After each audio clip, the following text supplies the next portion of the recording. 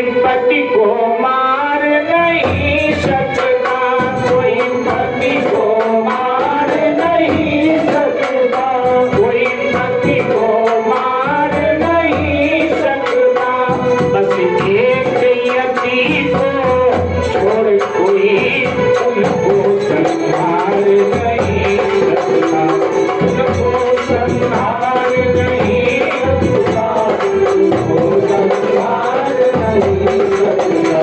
बस एक यति को छोड़ कोई उनको संहार नहीं सकता, उनको संहार नहीं सकता, उनको संहार नहीं सकता।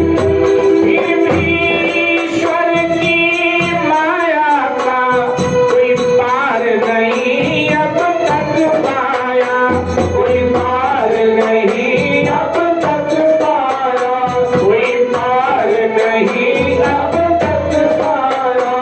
ना जाने मुझे हुआ क्या है, सखी मेरा चेहरा घबराया, सखी मेरा चेहरा घबराया, सखी मेरा चेहरा घबराया।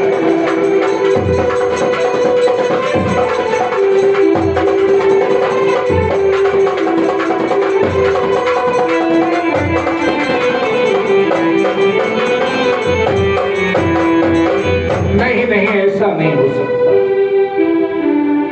मेरे पति का हाथ होने का अभिप्राय है कि किसी ने मेरे पति को मार दिया और हाथ काट कर यहां भेज दिया, लेकिन ऐसा हो नहीं सकता। देव दानव मानव यक्ष गंधर्व किन्नर कोई मेरे पति पर विजय नहीं प्राप्त कर सकता, कोई उन्हें मार नहीं सकते। हाँ, बस एक यति को छोड़ कोई उनको संहार नहीं सकता, कोई यति उन्हें मारेगा।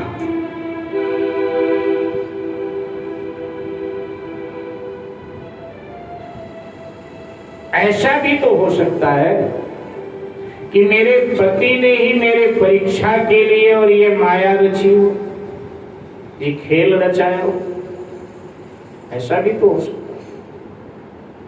मैं शीघ्रता करूं और कहीं मेरा सत्पन नष्ट हो तो ये परपति का भी तो हाथ हो सकता है। हो सकता नारी परीक्षा को स्वामी ने खेल रचाया हो, या धर कर पति का हाथ कहीं पर पति का हाथ ना आया हो, पर पति का हाथ न आया हो, पर पति का हाथ न आया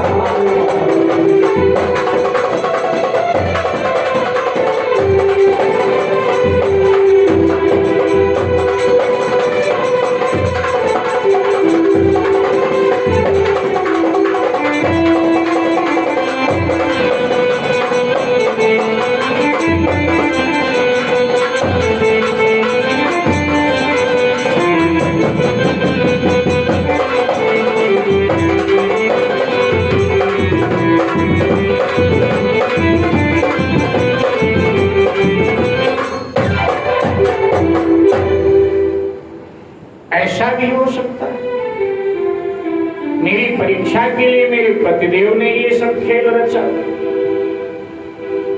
क्योंकि उन्हें मारने वाला एक यति ही है, एक यति ही उन्हें मार सकता है। वो यति है कौन? सेविकाओं ने पूछा। सुलोचना कहती है ये तो नहीं पता वो है कौन, लेकिन जिसमें इतनी इतनी बातें होंगी वो मार सकता है। कौन कौन सी बातें? जो 12 वर्ष नींद नारी, जो 12 वर्ष नींद नारी, भोजन और जल को विसारेगा, ऐसा कोई यति व बैरागी बस मेरे पति को मारेगा, बस मेरे पति को मारेगा, बस मेरे पति को मारेगा।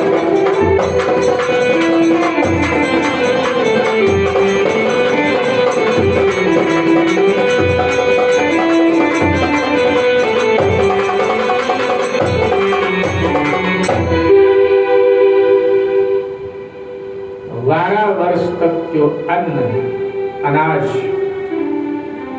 निद्रा, नारी का त्याग करेगा, वही कोई यति मेरे पति को मार सकता।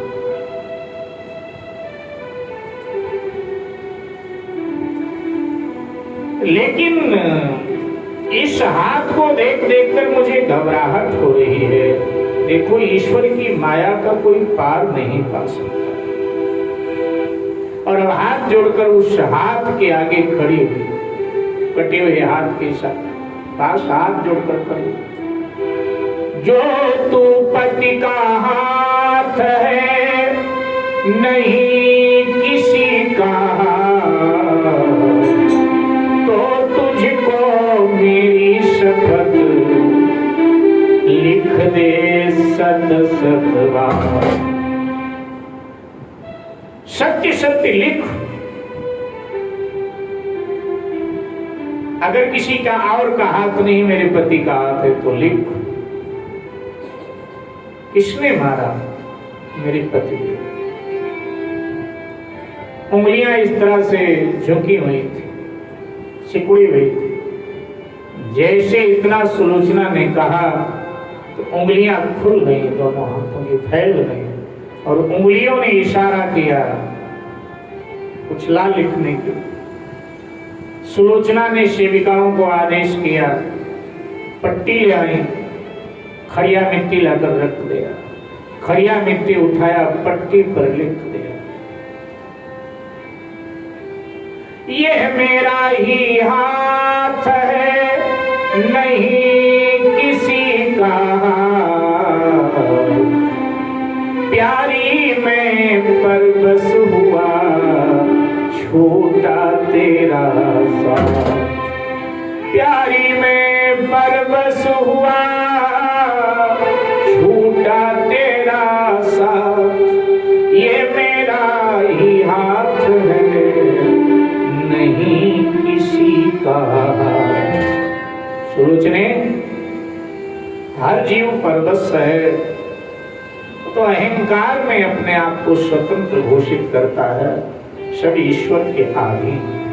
मैं भी अधीन था, अहंकार बस मैं समझ नहीं पा रहा था। एक दिन संयोग के बाद वियोग होता है, स्वनियम मुझ पर भी लागू हुआ।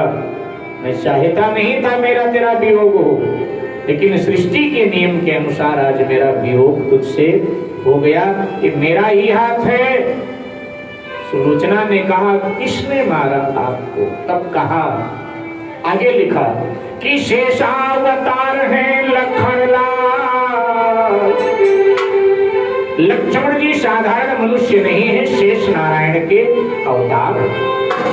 शेषावतार है लखनलाल, उनके द्वारा संहार हुआ। लेकिन मेरी चिंता सुलोचना मत करना,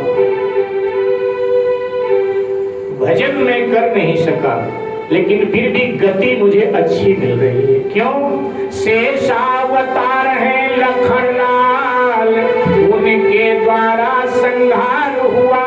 इस बैर भक्ति से मुक्ति मिली, शरण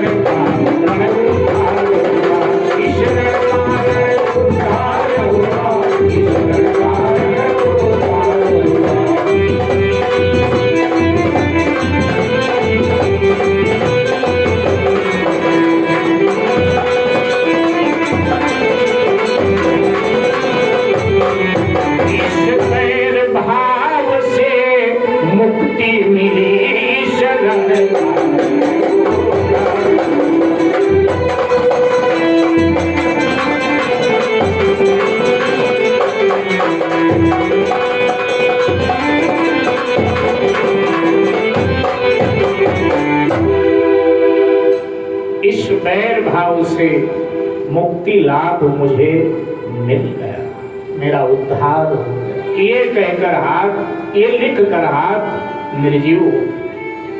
सुलोचना विलाप करने लगी। मंदोदरी आदि रावण की रानियां आ गए, सुलोचना को सांत्वना दे। सुलोचना ने कहा कि मैं सती होना चाहिए, मेरे पति का शीश मिल गया। रावण आ गया, वो भी सांत्वना दे रहा है, समझा। रावण से कहा पिताश्री मेरे पति का शीश मंगा दीजिए और मैं सती होना चाहता। अहंकार रावण का अब भी कम नहीं, बोला नहीं कोई जरूरत नहीं, मैं नहीं जाऊंगा।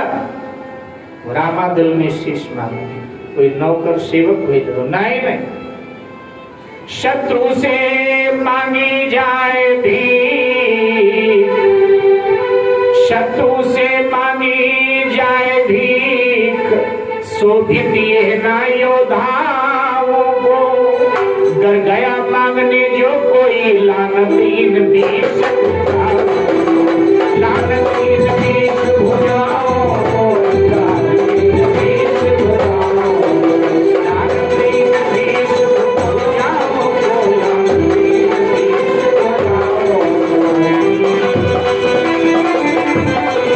भुजाओं।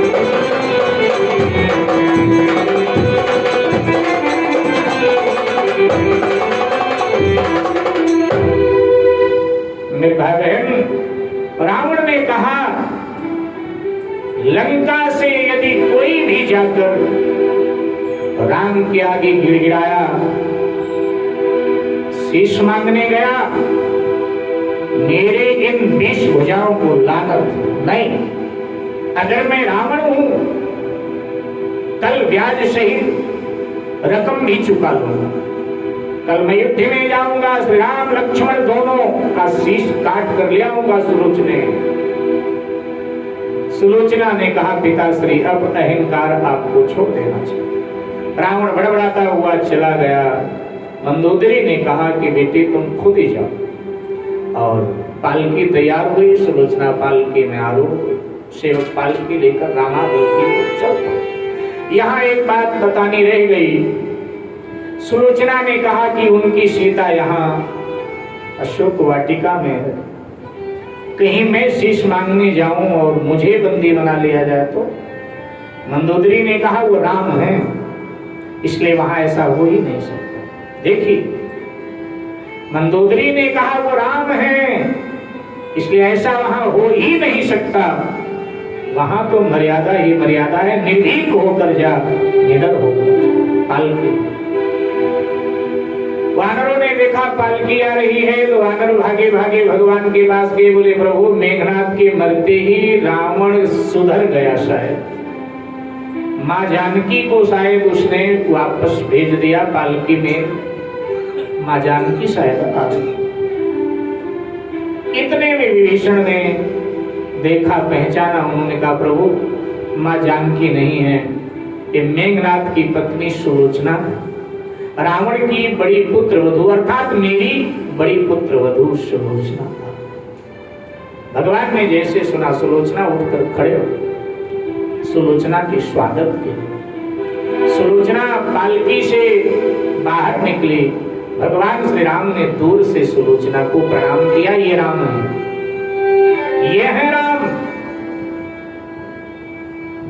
सुलोचना को दूर से प्रणाम किया। सुलोचना ने शीश की याचना किया। रघुनाथ जी ने वो शीश प्रदान किया सुलोचना को। सुलोचना ने, यहाँ ऐसी कथा भी आती है कि सुलोचना ने जो कहा हाथ में सब लिख दिया ऐसे ऐसे, तो सुग्रीव को संदेह हुआ कटा हुआ हाथ कैसे लिख देगा। सुग्रीव ने कहा कटा हुआ हाथ लिख सकता है तो कटा हुआ सर भी तो बोल सकता है, हंस सकता है। तो सुलोचना ने प्रार्थना किया तो वहां कटा हुआ सर भी हंस पड़ा। ऐसा ऐसा भी वर्णन मिलता। तो यहाँ लोग एक बात और कह देते, देखो हमारे यहाँ बिना सोचे समझे बहुत कुछ बोल दिया जाता है, शास्त्र का आधार नहीं देखा जाता। कई लोग ऐसा भी बोल देते हैं कि किस लिए हंसा, बोले इसलिए हंसा कि सुलोचना शेषनाग की ही पुत्री है और वही शेषनाग लक्ष्मण के रूप में। नहीं नहीं, सुलोचना शेषनाग की बेटी नहीं, जरा पढ़िए। सुलोचना वासुकी नाग की बेटी है। वासुकी और है, शेष और।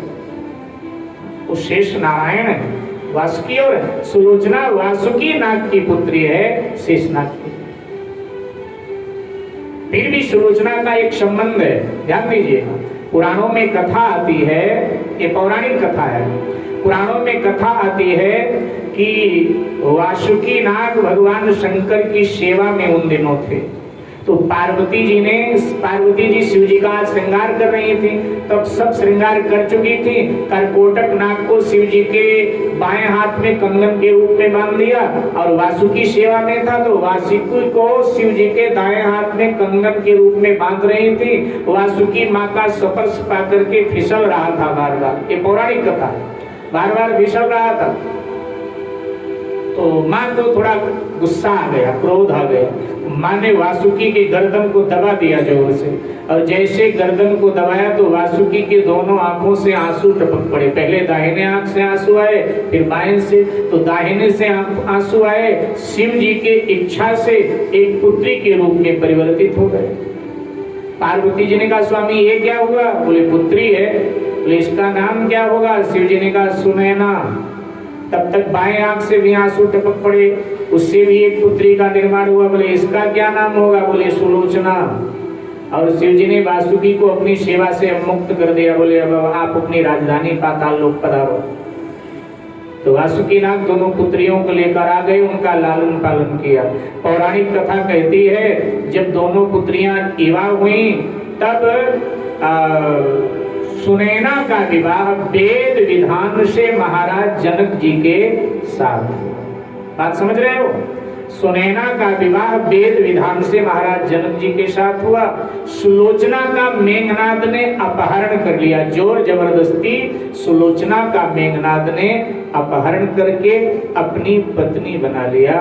तो ये संबंध है, पौराणिक कथा ये बताती है, ये संबंध है। माने एक प्रकार से लक्ष्मण जी दामाद लगते हैं सुलोचना के, तो वो शीश भगवान ने प्रदान किया और फिर सुलोचना वो शीश लेकर के लंका पधारी और वो सती हो गई। मेरे भाई बहन, ये भारत की परंपरा है, ये भारत की महिमा है।